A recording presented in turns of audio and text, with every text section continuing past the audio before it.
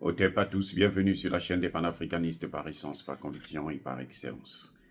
Celle des citoyens qui émitent par nécessité et obligation de combat. Nous sommes une chaîne qui n'est guidée que par nos ancêtres et rien que par les ancêtres qui appartiennent à l'égrégore du monde noir. Par conséquent, nous ne croyons en aucun Dieu venu de l'étranger. Toutefois, cette vidéo n'est aucunement destinée à inciter à la haine ou à la violence, car nous menons un combat qui est d'abord et avant tout spirituel, intellectuel et démocratique.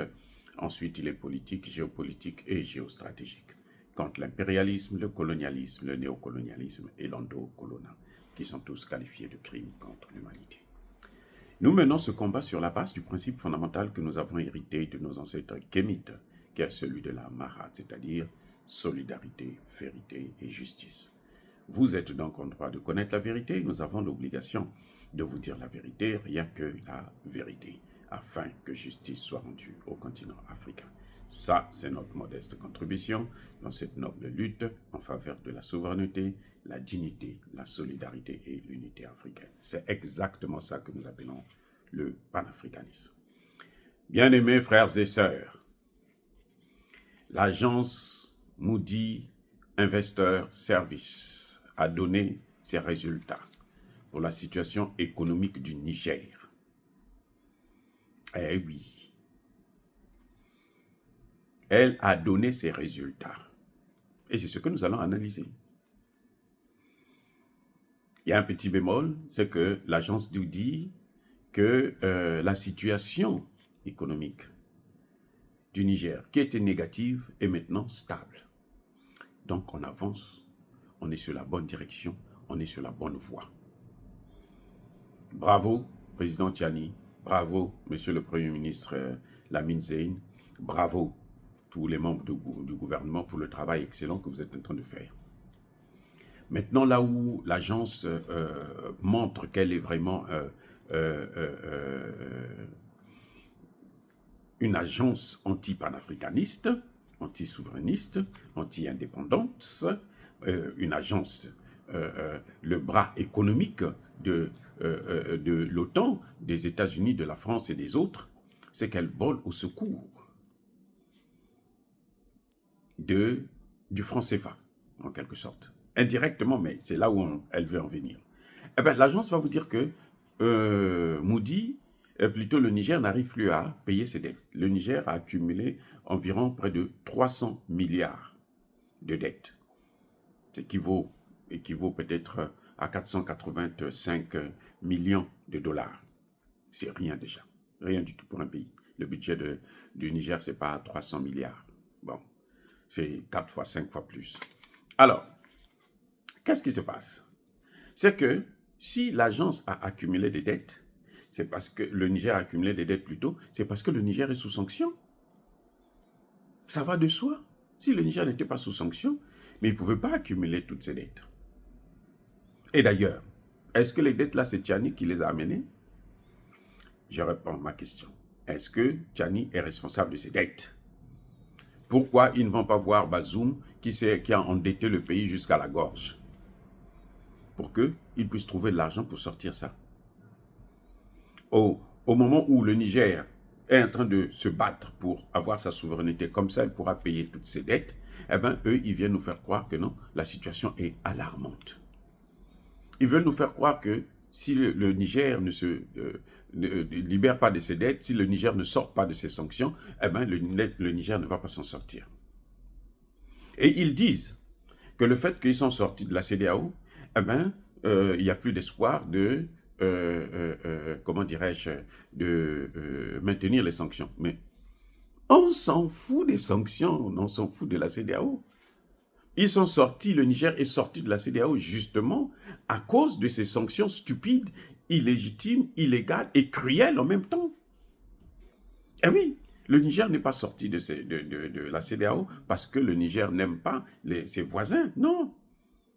Les populations, au contraire, se fréquentent. Et d'ailleurs, les populations, le Premier ministre du Burkina Faso venait de le dire il n'y a pas longtemps, qu'avant la CEDEAO, la circulation était plus libre qu'avec la CEDEAO. Mais avant la CEDEAO, ces populations se fréquentaient comme s'ils étaient chez eux.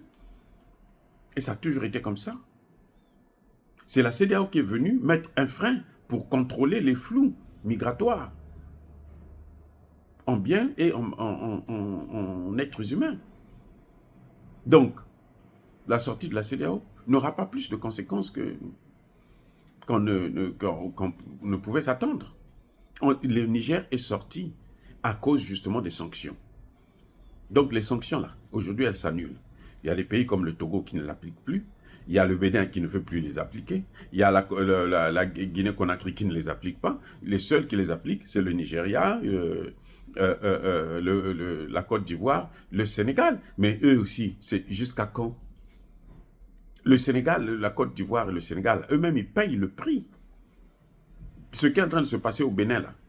Mais ça se passe aussi en Côte d'Ivoire, c'est parce qu'Alassane Ouattara ne veut pas pleurer, comme Patrice Talon.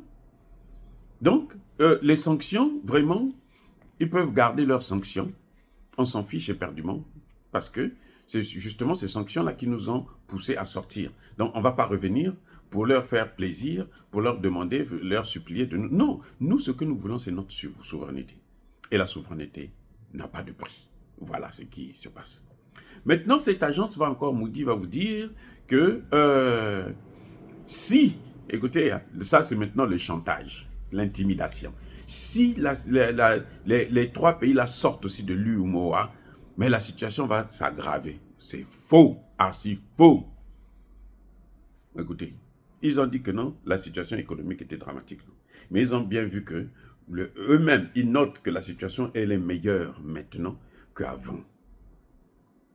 Le FMI et la Banque mondiale, eux aussi, ils ont fait leur évaluation. Ça, ce sont les Nations Unies. Ça, c'est officiel.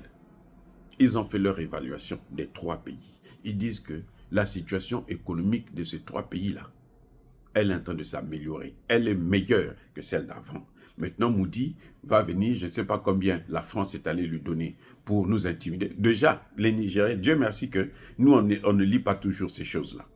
Parce que ma maman qui est au fin fond de Agadèche, qui fait ses champs et tout, ou mon papa qui a ses moutons et autres, vous croyez qu'il va lire Moody? Il ne connaît même pas Moody. Ils s'en foutent. Heureusement. Ça, c'est ce qui nous sauve justement. Parce que c'est ça qu'on appelle le terrorisme économique et intellectuel. Quand vous entendez terrorisme économique, intellectuel, c'est ça. Mais ça ne peut plus nous toucher parce que ceux qui sont destinés, qui sont les cibles, on ne peut pas les atteindre, puisqu'ils ne vous lisent pas. Déjà, Moody publie en anglais. Il faut trouver quelqu'un qui va traduire pour vous. C'est tout un casse-tête. Donc, ils ne lisent pas ça. Ils peuvent pas avoir peur. Parce que l'objectif, c'est faire peur à la population pour que la population puisse avoir peur d'investir dans le pays. Ils vont vous dire que le fait qu'ils accumulent les dettes, ça aura un impact sur les investisseurs privés. Ce sont lesquels? Il y a combien de Nigériens qui investissent, qui ont des grandes entreprises au Niger? Combien? Il n'y en a pas.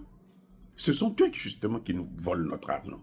Ils nous volent nos matières premières, ils nous volent notre argent, ils nous volent même notre espoir, notre souveraineté, notre dignité. Ils volent tout. Donc, s'ils souffrent aujourd'hui, si eux, ils peuvent fuir, c'est tant mieux. Maintenant, je veux vous dire une chose. C'est que ce que Moody dit là, ça n'a pas de sens. Pourquoi? Parce que, justement, au lendemain même de la sortie de l'UMOA, les BRICS ont envoyé une délégation au Niger. Et aujourd'hui, là, le problème, quand tu veux le développement, là, ce n'est plus avec l'OTAN, c'est avec les BRICS. L'OTAN n'a pas d'argent. L'OTAN a des armes pour tuer. Les BRICS ont l'argent pour investir. C'est ça la réalité. Il n'y a pas autre chose. C'est ça la réalité. Donc ce que dit Moody là, c'est juste une intimidation pour nous faire croire, pour faire croire aux intellectuels africains que si on sort de l'UMOA, ça va être la catastrophe. Non, c'est faux, au contraire. Le président Tiani l'a dit. Ça dit que la souveraineté là, quand on parle de la souveraineté là, c'est d'abord la souveraineté monétaire. Le président Tiani l'a dit il n'y a même pas une semaine là. Il a martelé là-dessus, il dit la souveraineté, c'est la souveraineté monétaire. Et il faut, si on veut achever le processus de décolonisation, il faudrait qu'on sorte de tous les instruments de la colonisation. Il faut casser, comme disait le président Traoré, toutes les chaînes de l'esclavage. Et c'est parmi elles leur monnaie. On doit sortir de ça. Donc Moody perd son temps. Vraiment, M. Moody, allez-y investir aux États-Unis. Nous, on n'a pas de problème pour ça. On ne vous demande pas de venir investir chez nous. On ne vous demande pas de nous aider. Moi, je suis pour des pays qui n'ont pas besoin de l'aide. Non. Vous venez vous coopérer avec nous, ne venez pas nous aider. Parce que nous avons les moyens, nous avons plus de moyens que tous les autres. L'Afrique est le continent le plus riche au monde. 50% des matières premières de ce monde-là sont en Afrique. 50%, la moitié, dans un seul continent. Alors, qu'est-ce qu'on a envié des autres? On n'a rien envié. Donc, la sortie du CFA, oui, c'est une obligation, d'ailleurs. Monsieur Moody, vous savez pas, c'est déjà programmé. Aujourd'hui, la BBC annonce que non, on va sortir du CFA. Et ça veut dire qu'ils savent que c'est déjà prêt.